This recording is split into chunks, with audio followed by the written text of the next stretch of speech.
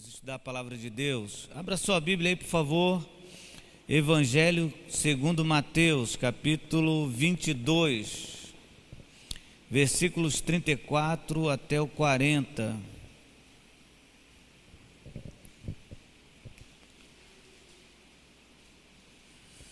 Evangelho segundo Mateus,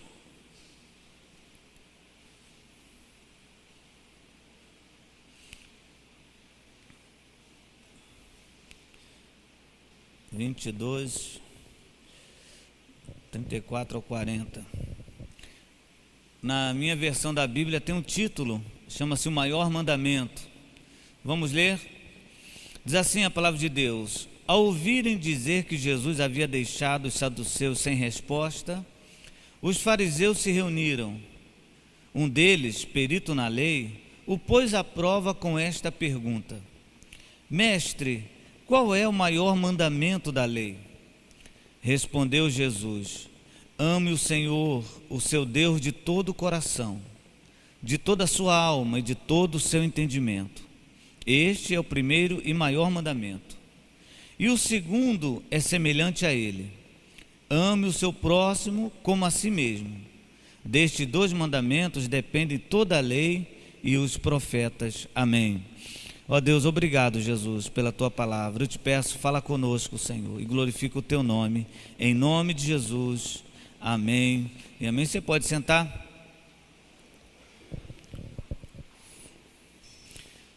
Meus irmãos, eu aprendi a valorizar o gabinete pastoral. E quando eu falo gabinete, eu não me refiro à estrutura, à sala, aos móveis. Eu me refiro à conversa, ou me refiro ao abrir de coração que acontece no gabinete pastoral. Acredito sinceramente que o gabinete pastoral é como se fosse um termômetro da igreja. O pastor de fato só conhece a sua igreja, os seus demandos, as suas vitórias, se ele tiver a prática de fazer o gabinete pastoral. É lá que de fato você conhece os membros. É lá que o membro chega e expõe e abre o coração. Então eu acredito que é muito difícil acreditar num pastor que não valoriza o gabinete pastoral e fala assim: eu sou um pastor. Eu acho um pouco impossível, porque essa falta de contato com os membros, para mim, isso tira um pouco o sentido da função pastoral na vida de qualquer pessoa. Então, para mim, o gabinete pastoral é um termômetro. Ou melhor, é mais do que um termômetro. É no gabinete pastoral que cá entre nós, todos os pastores, na sua grande maioria, fazem a palavra de ensino domingo pela manhã baseado no gabinete pastoral.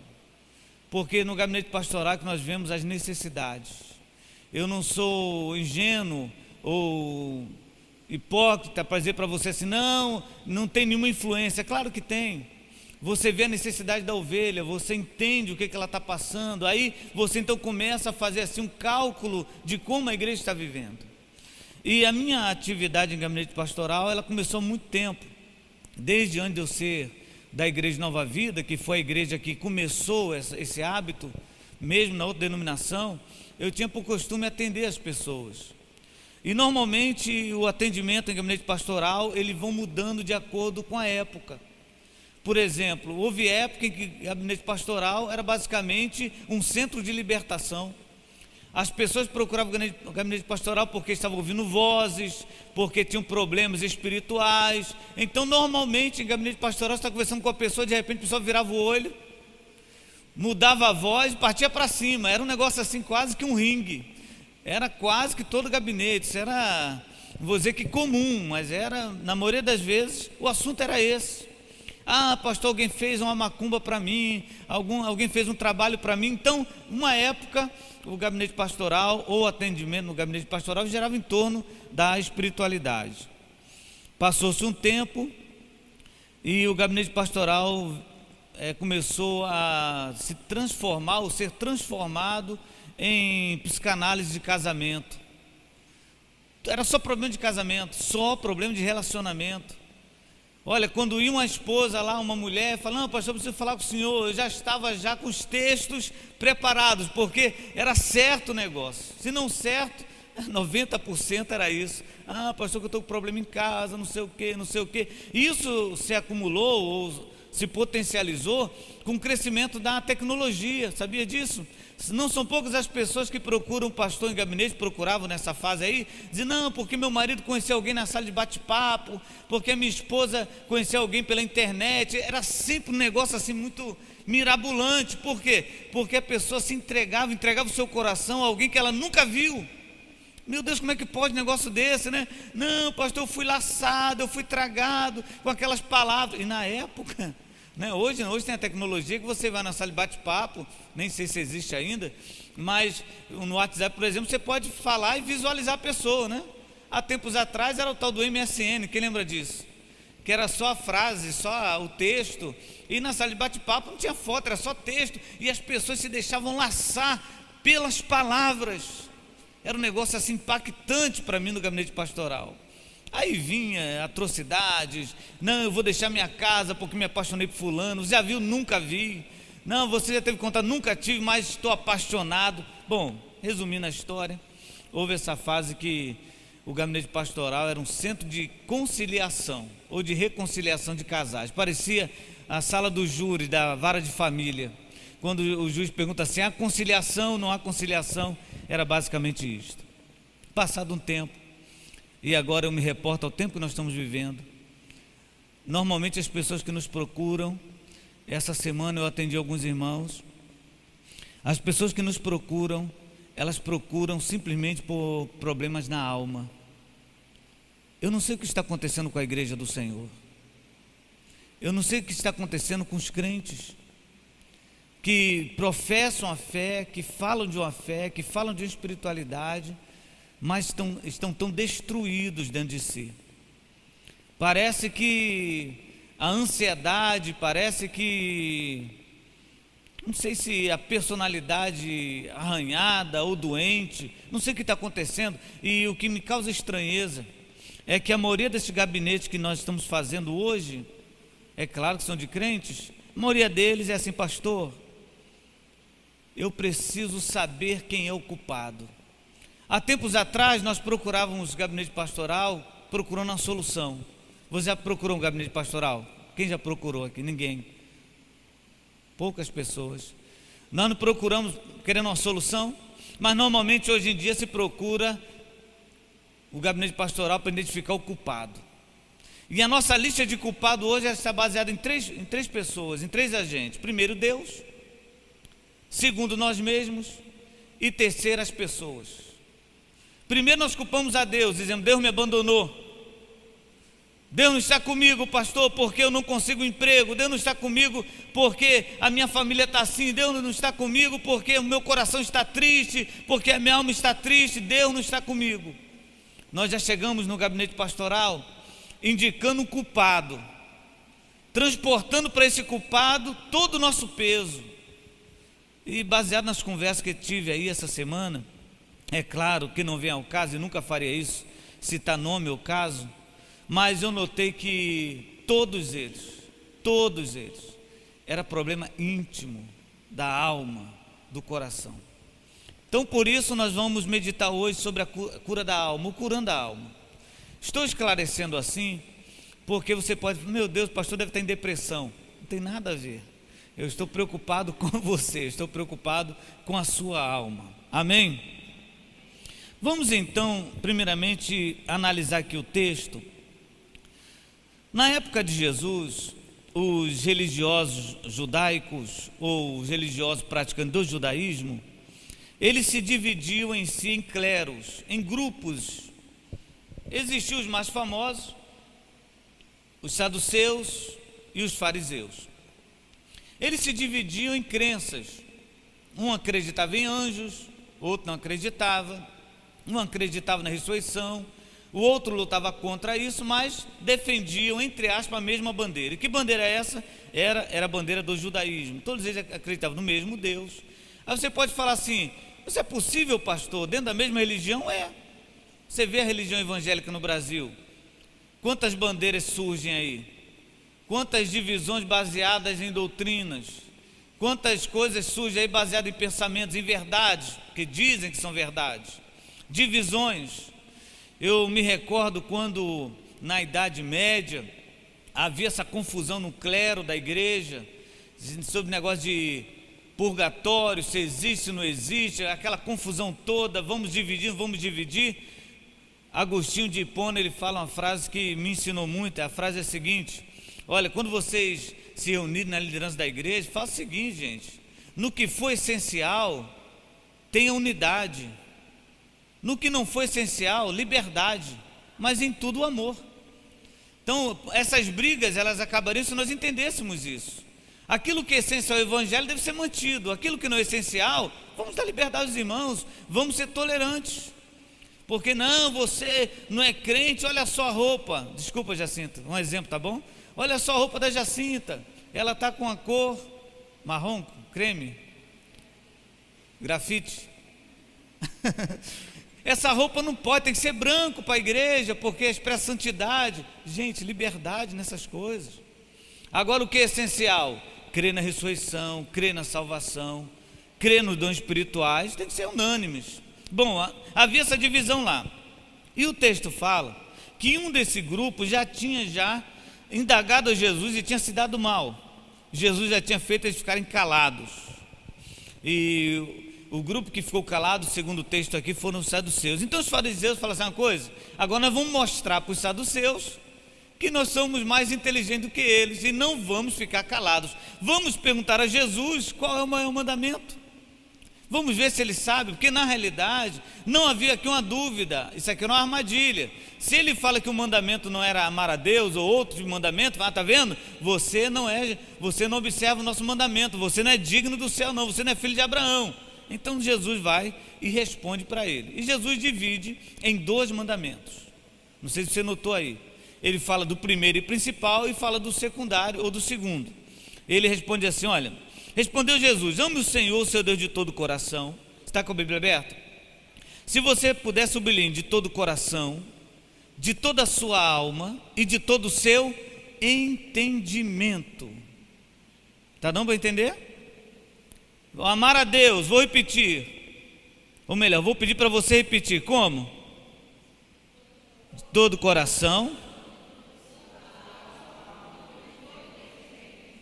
E ele termina dizendo assim: olha, este é o primeiro e maior mandamento. Agora existe outro, o segundo, esse que eu vou dizer para vocês, é semelhante ao primeiro. Veja só, é semelhante. O que quer dizer semelhante, irmãos?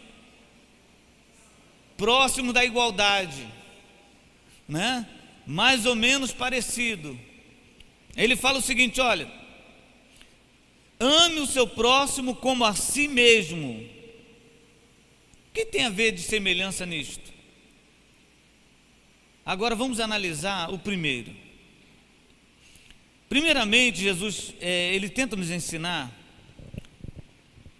a importância do mandamento para as nossas vidas.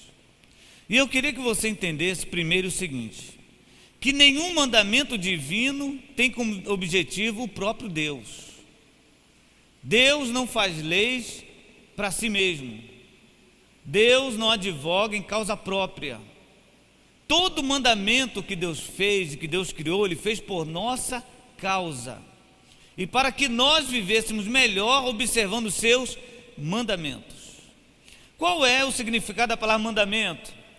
Você poderia simplificar dizendo regra, não estaria errado, é uma regra sim, mas a palavra mandamento na sua essência quer dizer o seguinte: ordem de quem manda, ou seja, ordem de quem tem o poder de mandar, ordem de quem tem autoridade para falar assim: se você fizer vai dar certo. É uma regra. E essa regra que Deus criou para que nós vivêssemos bem. E viver bem para Deus é viver bem na plenitude. Não é viver bem em dados momentos. Não é viver bem em áreas profissionais somente. Não. Viver bem para Deus é viver bem em casa, é viver bem no trabalho, é viver bem na igreja e viver bem dentro de si mesmo. Muitas pessoas hoje pensam que vão conseguir paz no trabalho, Não consegue.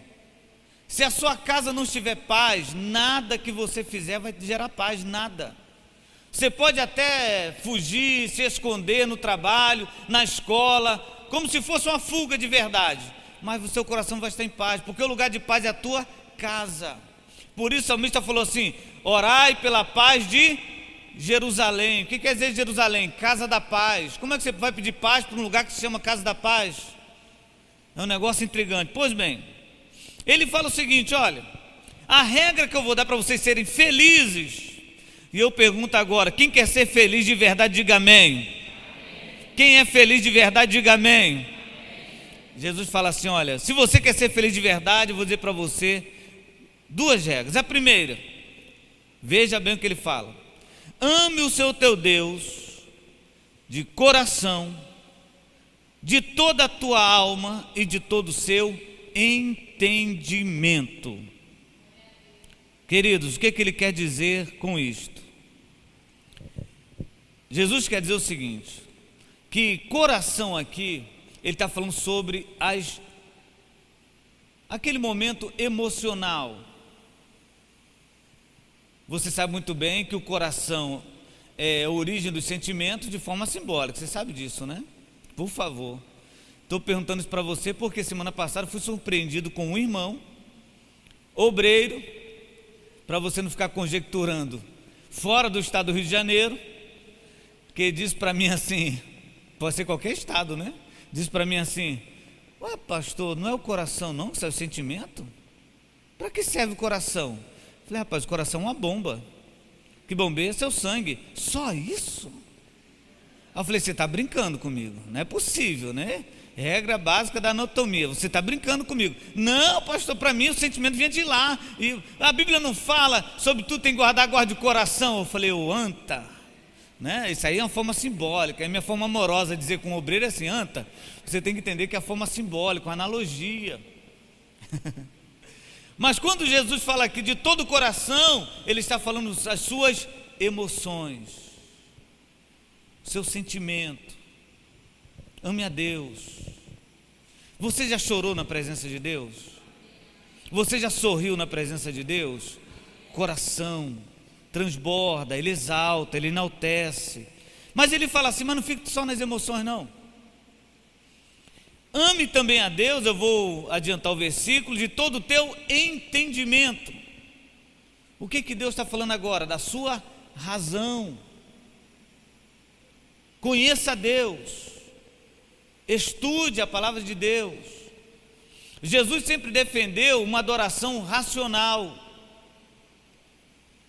O problema é que muitas pessoas não conseguiam atingir o discurso dele quando ele falava de coisas espirituais, porque falava pessoas naturais. Então Jesus cria as parábolas para tentar de alguma maneira facilitar o acesso ao conhecimento. Mas ele fala de todo o seu entendimento. Quem é Deus para você? Você já tentou estudar sobre Deus, a sua pessoa, a sua eternidade, os seus atributos? Ame a Deus com todo o seu entendimento. Alguns falam assim: não, pastor, porque a letra mata. A letra ali que está dizendo se refere à lei judaica, tem nada a ver com estudo. Não, pastor, porque estudar é coisa do demônio. Coisa do demônio é preguiça. Estudar é a coisa mais gratificante e ao mesmo tempo que te faz crescer sempre. Ame a Deus, emoção. Ame a Deus com a sua razão. E agora ele fala o seguinte: também com a sua alma. Agora que tribula, porque ele fala assim: com o seu psique. Já ouviu falar essa palavra, né? A sua alma. Meu Jesus amado. Aí você começa a se analisar e fala: meu Deus, será que a minha alma, o meu psique de fato ama a Deus? O que seria isto? Para Jesus, amar a Deus é a soma, é a junção da emoção e da razão. E amar a Deus de toda a sua alma é quando você está seguro em Deus. Aquela música que você canta: minha alma está segura em ti, não é isso? Não é não? Meu Deus, eu vou fazer um curso de canto, vou ver só, vou me vingar de vocês, qualquer dia eu vou chegar aqui, eu vou fazer o louvor hoje. Agora veja só, parece que o primeiro mandamento é o mais difícil, parece, porque amar a Deus com emoção, alma e entendimento é um negócio muito completo. Vou me reportar nossa palavra em foco aqui, né, Neide? Muito exigente. Amar a Deus nessa plenitude é muito difícil. Aí Jesus fala, mas tem um segundo que é semelhante a este. E o segundo é o seguinte: ame o seu próximo. Ele poderia ter parado aí, não poderia? Ame o seu próximo. Você iria entender, sim ou não? Iria. Eu tenho que amar todo mundo, até o taruga. Mas Jesus fala assim, ame o seu próximo. Para, não acabou não. Como a si mesmo. E eu queria que você entendesse agora o que é amar a si mesmo. E eu peço que Deus cure almas feridas aqui nessa manhã. Eu peço a Deus que você saia daqui, se é que entrou assim, mas Deus não fala para ausente. Eu espero que você saia daqui diferente, para a glória de Deus, para louvor do Senhor, amando a si mesmo. Primeiro, vou repetir uma frase que eu falei no domingo anterior. Não significa vitimização, e sim autovalorização. Amar a si mesmo não é se tornar vítima, mas é se valorizar. Você já viu aquela pessoa que, não, eu amo mesmo, coitadinho de mim, eu nunca vou conseguir, porque nasci lá no bairro X, nasci lá em Serra do Jardim, um lugar que não tem nada, limitado, quem sou eu? Isso é vitimização, isso não é amar a si mesmo. O pior sentimento que o homem pode ter por ele e por outrem, chama-se dó, pena. Ah, eu vou ficar com fulano porque eu tenho pena. Você tem pecado. Ah, eu vou continuar mantendo aqui porque eu tenho dó. Esse é o pior sentimento que nós devemos ter por uma pessoa. Nós devemos amar a pessoa.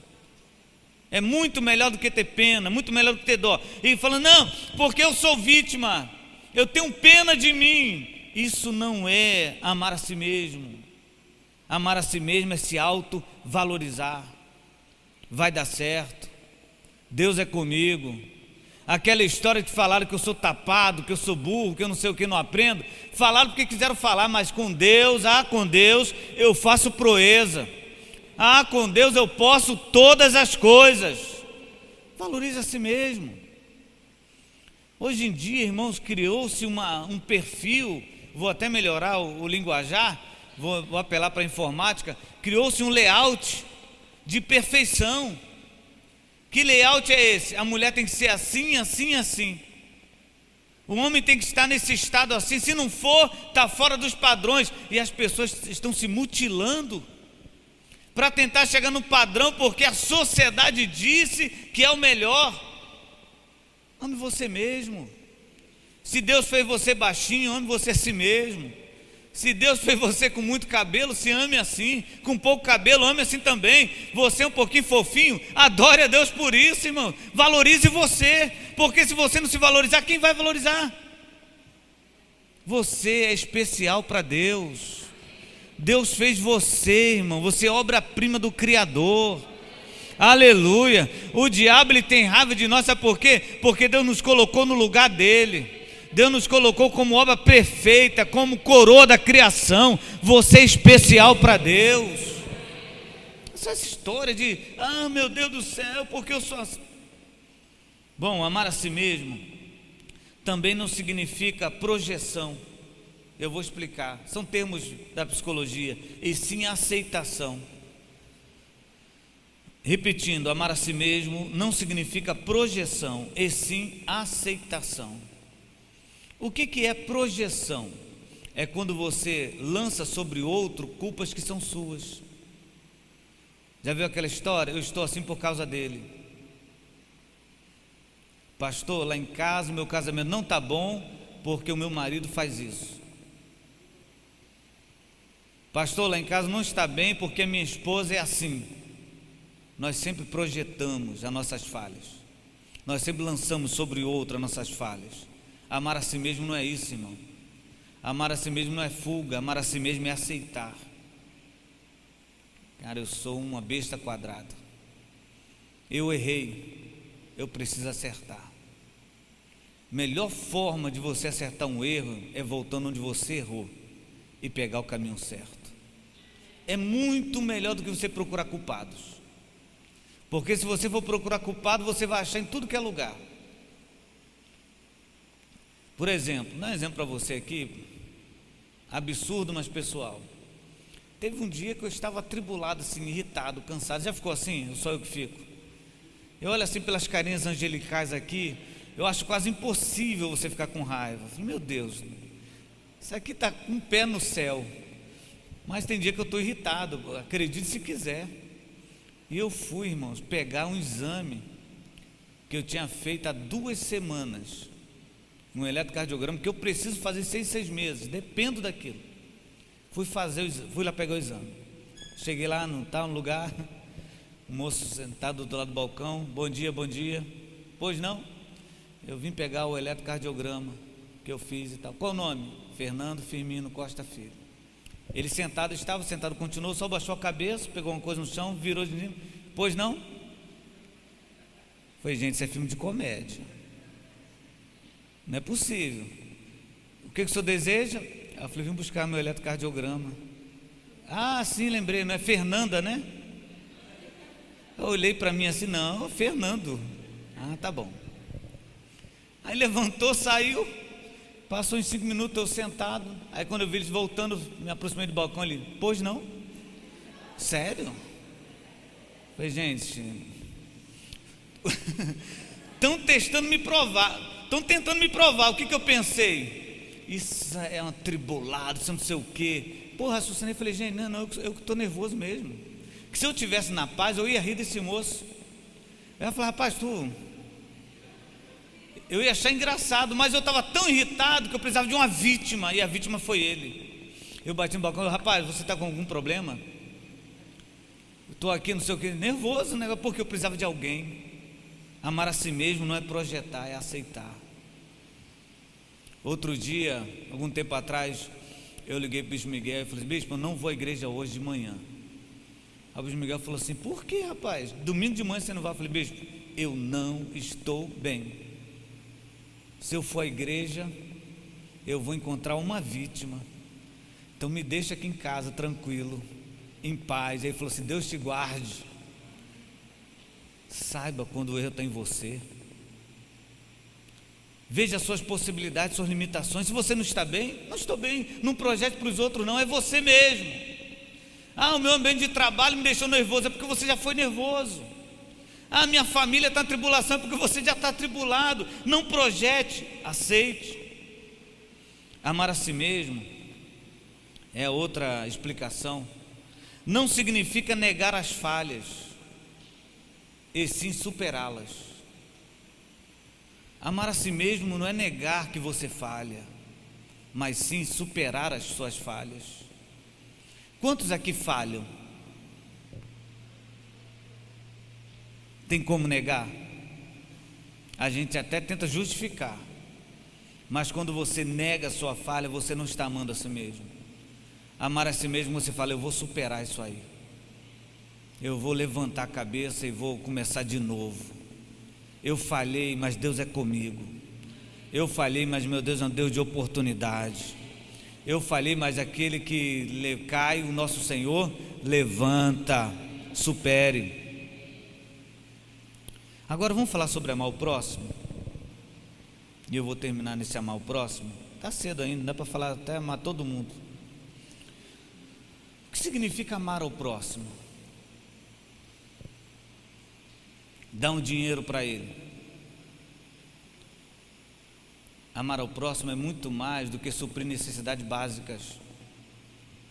Eu vou te dar 3 explicações. Primeiro, amar ao próximo não significa deixar de ver.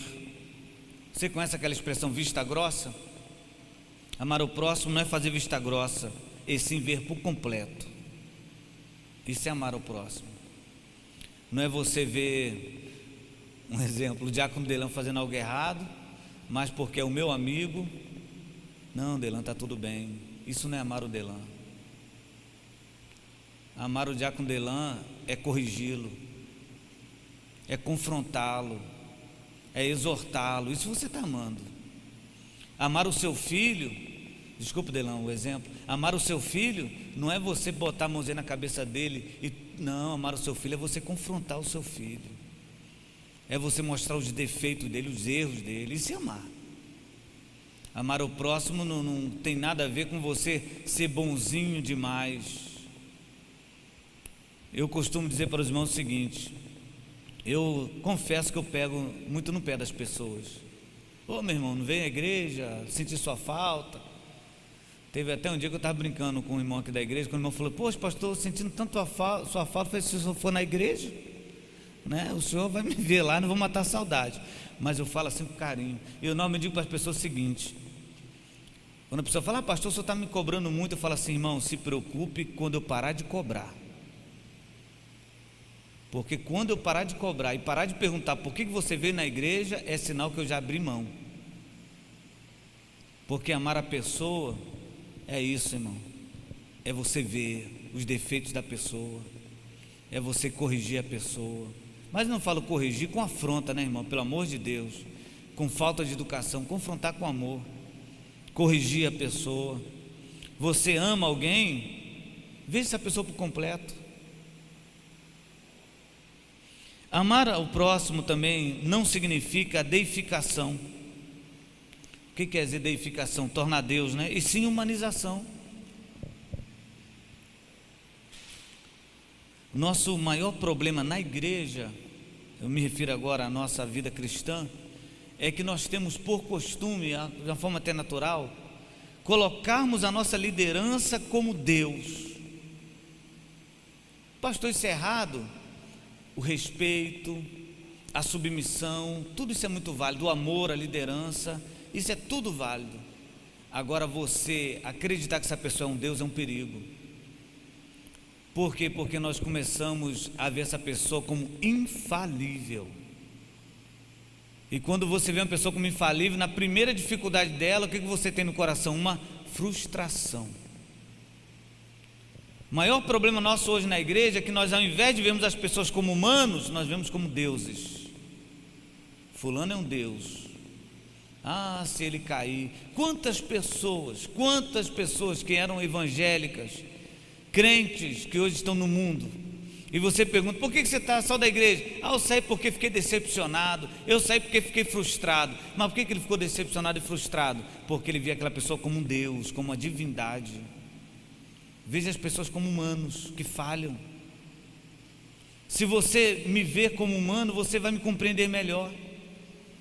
Se você vê o seu pastor como um humano comum, você vai compreendê-lo melhor quando ele está irritado, quando não está. Ah, ele é humano, é igual a mim. Agora, quando você vê ele como Deus, pastor falando isso, pelo amor de Deus, ele tem que ser expulso da igreja.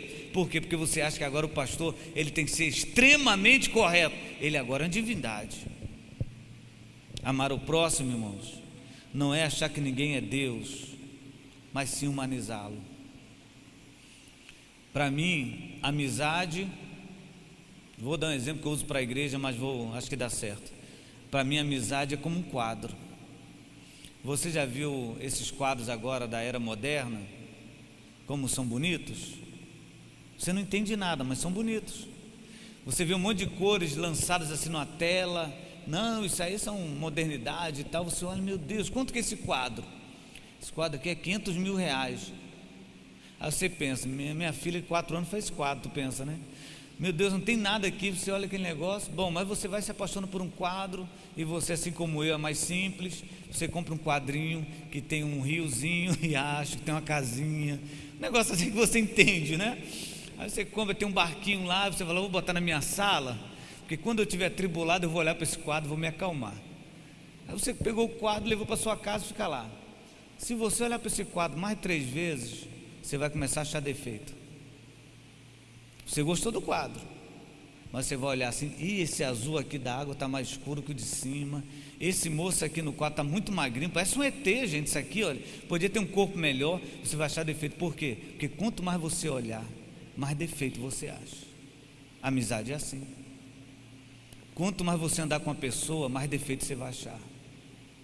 E como superar isso? Como vencer isso? Humanizando a pessoa, entendendo que essa pessoa é humana assim como você é, entendendo que essa pessoa pode falhar assim como você falha, entendendo que essa pessoa merece dar graça a Deus assim como você também é carente.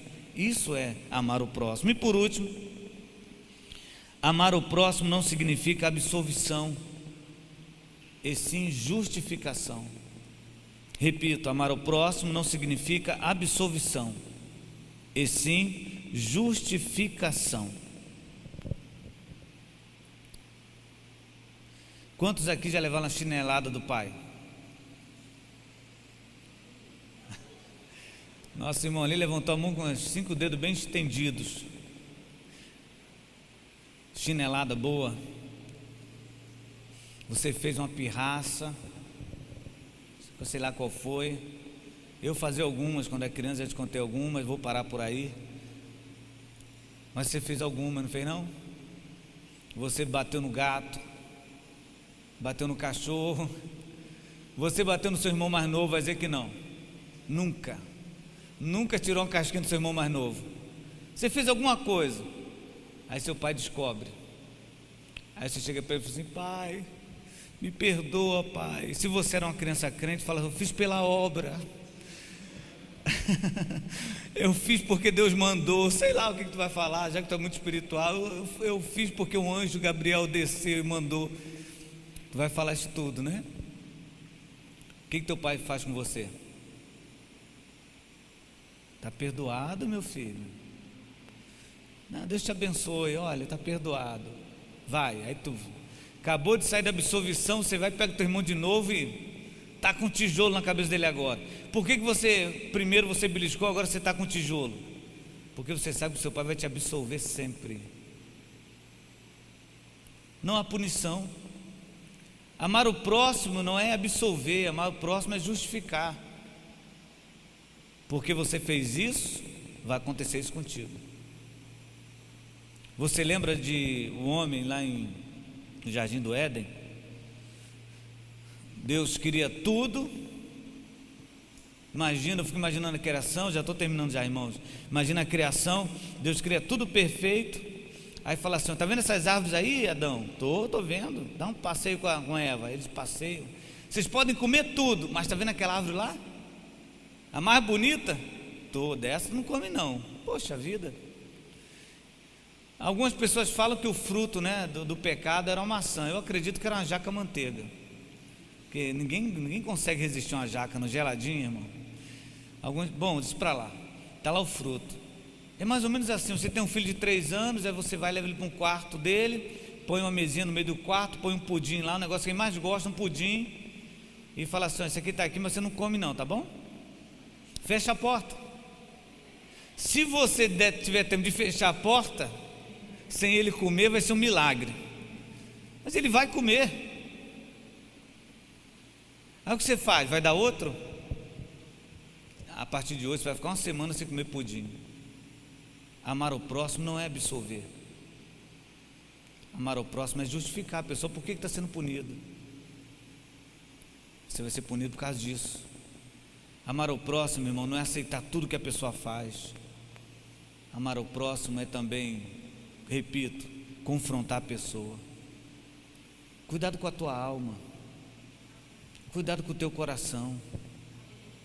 Cuidado com os pensamentos que estão no seu coração, com relação a Deus, com relação a você mesmo, com relação aos outros. Não transfira suas culpas, seus pesadelos, suas ansiedades para ninguém. Deus quer curar você. Deus quer estabilizar suas emoções. Deus quer curar tua mente. Porque como cantamos aqui, há um lugar, não é? De refrigério, há um lugar de descanso. E esse lugar é onde? É no Senhor. Por isso ele fala, vou dizer o primeiro: ame o teu Deus de todo o coração, de toda a tua alma e de todo entendimento. Se você entender isso, o segundo vai ser fácil. Mas se você não entender, não adianta você querer começar a amar o próximo, depois você, depois a Deus. A escala é lógica, ela tem que ser seguida como Deus falou: Deus, o outro, depois você mesmo. Vamos ficar de pé, vamos agradecer ao Senhor.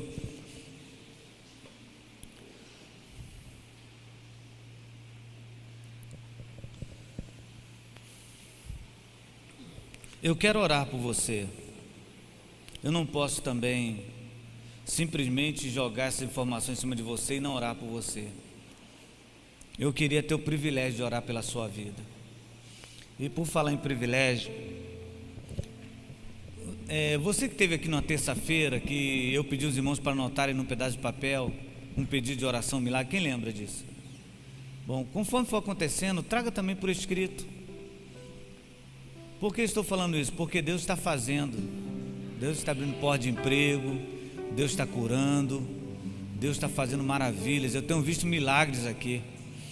Mas para que contar, pastor? Para emocionar o pessoal? Não, para que as pessoas entendam que nosso Deus é maravilhoso, que nosso Deus é poderoso. Aquieta o teu coração, irmão.